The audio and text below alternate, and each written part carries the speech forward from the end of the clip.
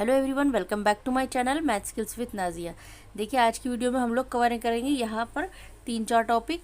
जैसे यहाँ पर है एलसीएम, एचसीएफ, भिन्न का जोड़, भिन्न का घटाव, भिन्न का गुणा।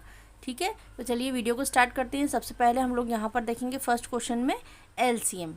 तो यहाँ पर मैंने पिछली वीडियोस में आप लोगों को एलसीएम, एचसीएफ, भिन्न का जोड़, घटाव सभी कुछ सिखाया हुआ है, लेकिन इस वीडियो में हम लोग एक ही वीडियो में सभी टॉपिक को कंप्लीट करने जा रहे हैं। तो चलिए वीडियो को स्टार्ट करते हैं। फर्स्ट क्वेश्चन देखिए, यहाँ पर एलसीएम का होगा। हम निकालेंगे सबसे पहले एलसीएम।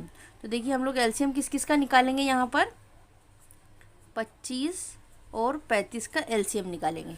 ठीक है, 25 और 35 का एलसीएम निकालेंगे। तो यहाँ पर हमने सबसे पहले 25 का निकाला और 35 का निकाला। देखिए तो इसे कौन से टेबल से करेंगे हम लोग, जो एक ही टेबल से दोनों चले जाते हों। सबसे पहले हमें दिखाई दे रहा है कि यहाँ पर 5 या 0 होता है, तो ये 5 के टेबल से चला जाता है राइट हैंड साइड पर। तो देखिए यहाँ पर राइट हैंड साइड पर 5 है या फिर 0, तो ये 5 के टेबल से चला जाएगा।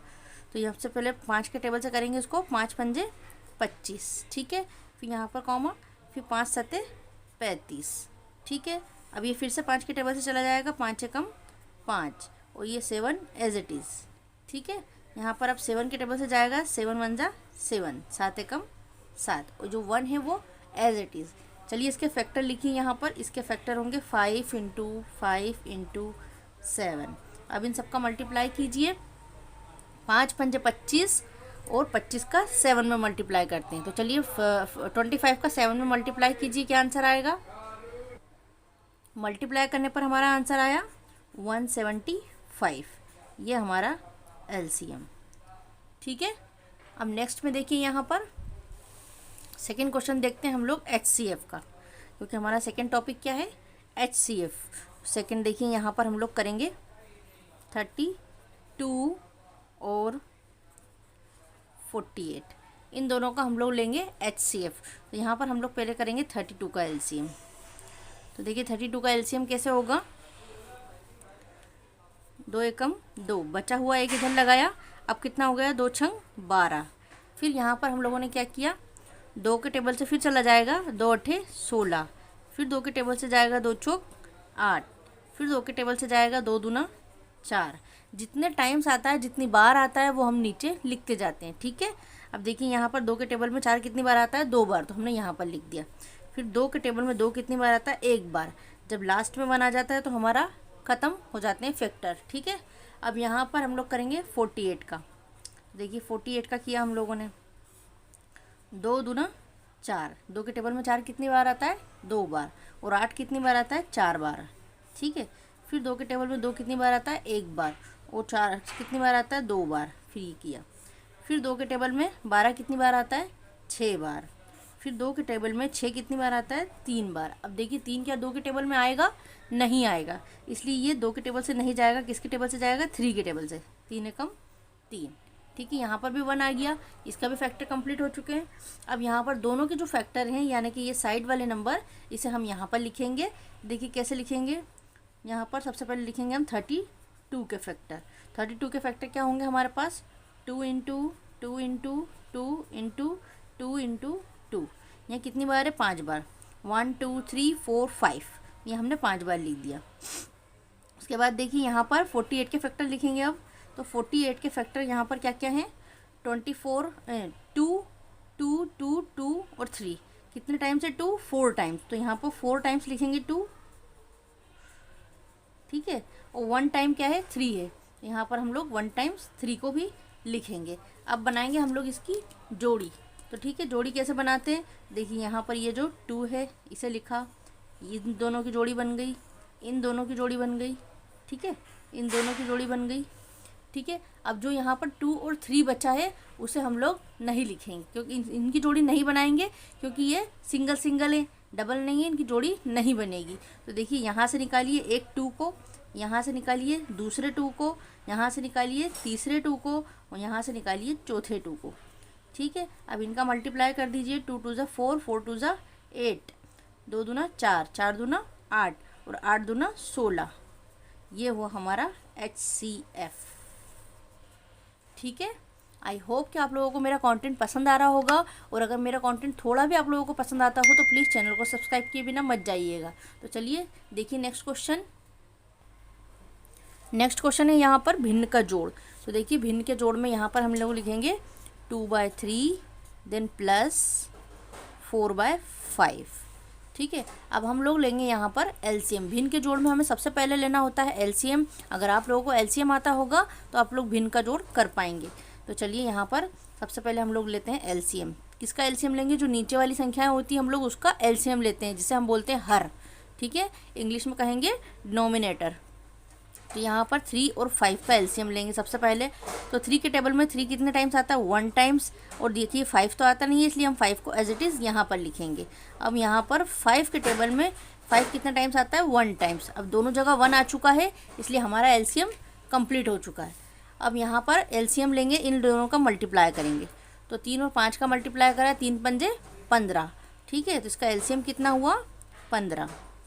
अब यहाँ पर नीचे लिखेंगे हम लोग 15, ऐसे लाइन लगाकर। फिर यहाँ पर क्या करेंगे? 3 के टेबल में 15 कितने टाइम्स आता है वो देखिए। 3 के टेबल में 15 कितनी बार आता है? 5 बार। 3 पंजे 15। तो उसी 5 का हम लोग ऊपर 2 से मल्टीप्लाई करेंगे। तो यहाँ पर लिखेंगे 2 × 5, और बीच का प्लस लगाएंगे एज इट इज़। ठीक है, अब यहाँ पर 5 के टेबल में 15 कितनी बार आता है? 3 बार। 5 के टेबल में 15 3 बार। तो ऊपर 4 में हम लोग 3 का मल्टीप्लाई करेंगे। तो यहाँ पर लिखेंगे 4 × 3।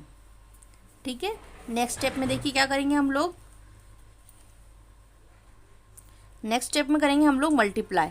2 और 5 का मल्टीप्लाई कीजिए, क्या आया? 2 पंजे 10। ठीक है, प्लस एज इट इज़ 4 तिया 12। ठीक है, नीचे का 15 as it is. Next step में देखेंगे क्या होगा। 10 और 12 को जोड़िए, कितना होगा? 2 और ये भी 2, 22, और नीचे आएगा 15।